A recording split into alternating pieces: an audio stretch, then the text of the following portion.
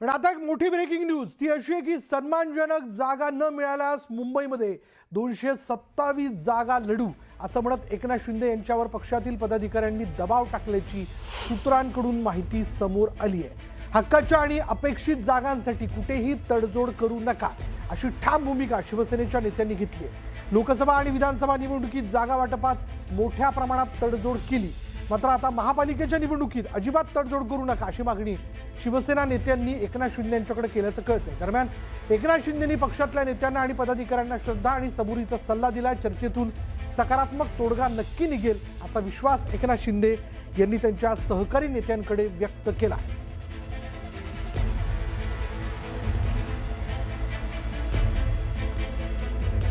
सन्मानजनक जागा न मिळाल्यास मुंबईत 227 जागा लढू असं आता शिवसेनेच्या नेत्यांकडनं एकनाथ शिंदे यांना सांगण्यात आले। तसा दबाव जो आहे तो एकनाथ शिंदे यांच्यावरती टाकण्यात येतोय असं देखील कळतंय।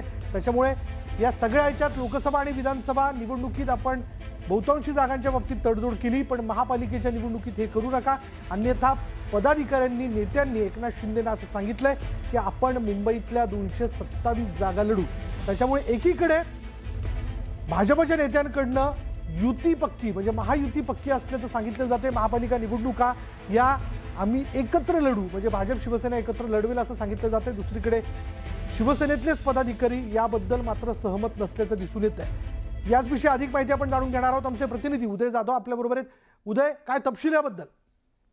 आपण पाहतो की मुंबई महानगरपालिका निवडणुकीसाठी महायुती म्हणून शिवसेना आणि भाजप यांच्यामध्ये एकमत झालेलं आहे। जवळपास 150 जागांवरती एकमत झालेलं आहे, मात्र उर्वरित 77 जागांवरनं मोठ्या प्रमाणात रस्सीखेच सुरू आहे। त्यातच आता शिवसेनेकडनं सर्व 227 जागांसाठी मुलाखती ज्या आहेत त्या घेण्यात आलेल्या। जवळपास 2700हून अधिक उमेदवार इच्छुक उमेदवार जे आहेत त्यांनी मुलाखती काल एका दिवशी दिलेल्या आहेत। खूप मोठा दबाव जो आहे इच्छुक उमेदवारांचा तो शिवसेनेवरती आहे। त्यामुळे साहजिकच शिवसेना नेते देखील आग्रही आहेत की जास्तीत जास्त जागा शिवसेनेला मिळाव्या।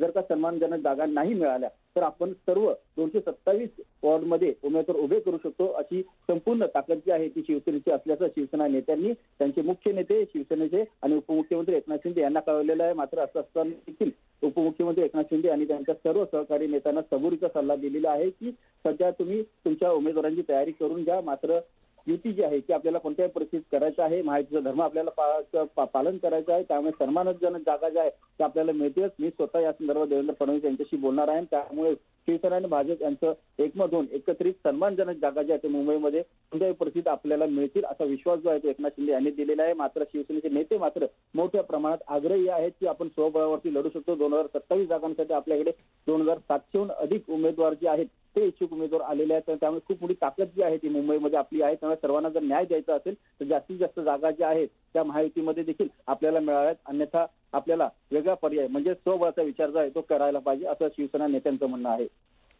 धन्यवाद उदय या सगळ्या तपशिलाबद्दल। त्यामुळे आता सन्मानजनक जागा मिळाल्या नाहीत, तशी वागणूक मिळाली नाही तर मात्र मुंबईतल्या 227 जागा लढू असं आता शिवसेना नेत्यांकडनं एकनाथ शिंदेंना सांगितलं जाते। तसा दबाव त्यांच्यावरती आणला जातोय।